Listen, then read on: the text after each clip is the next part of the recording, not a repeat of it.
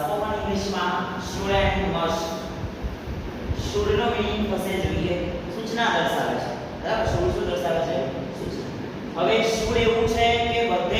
બધાની પાસે આવે પ્રોનાઉન્સ ની બધાની સાથે આવે કે માંદરી પણ બધે વપરાય બરાબર જેમ કે are you is it we you and they આ બધાની પાસે શું આવી શકે શુડ બરાબર બધાની સાથે શુડ આવે છે ચલો એની પ્રેક્ટિસ કરીએ આપણે વાક્ય બનાવી દઈએ ક્રિયાઓ આવે એની અંદર શું આવે કે મારે ખાવું જોઈએ નાચવું જોઈએ પીવું જોઈએ બરાબર નિયમોનું પાલન કરવું જોઈએ તો બધા માટે જોઈએ એમાં શું વપરાય છે તો first examples I should eat મારે ખાવું જોઈએ આઈ શુડ પ્લે મારે રમવું જોઈએ આઈ શુડ ડાન્સ મારે ડાન્સ કરવો જોઈએ we should obey our parents મારે મારા પેરેન્ટ્સ એટલે વાલી જે છે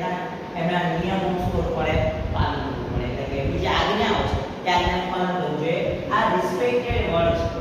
ઓબે શું છે ઓબે એટલે પાલન કરવું પણ આજ્ઞા તો ઓબે એટલે આજ્ઞા પાલન અથવા આજ્ઞાનું પાલન અને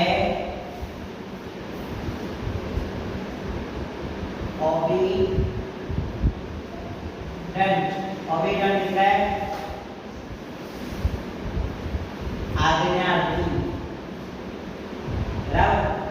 obey આજ્ઞાનું પાલન અને obedient એટલે આજ્ઞાનું પાલન કરનાર છે તે હવે આમાં છે they should follow rules of anti-tuition classes કે anti-tuition classes ના જે નિયમો છે એ નિયમોનું મારે પાલન કરવું અમે જે એટલે તેઓએ should follow rules of anti-tuition classes એટલે કે anti-tuition classes નું એમને શું કરવું પડે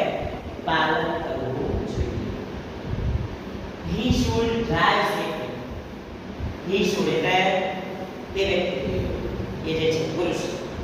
એને drive safely ડ્રાઇવિંગ કેવી રીતે કાર ચલાવવી જોઈએ કેવી રીતે મોટર કાર ચલાવવી જોઈએ ટ્રક કેવી રીતે ચલાવવી જોઈએ તો ડ્રાઇવ સેફલી એટલે સુરક્ષિત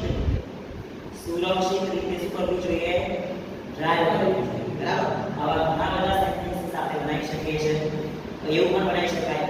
કે મારે ગાવું જોઈએ તો આઈ શુડ સિંગિંગ જોઈએ મારે ગાવું જોઈએ મારે લખવું જોઈએ તો આઈ શુડ રાઇટિંગ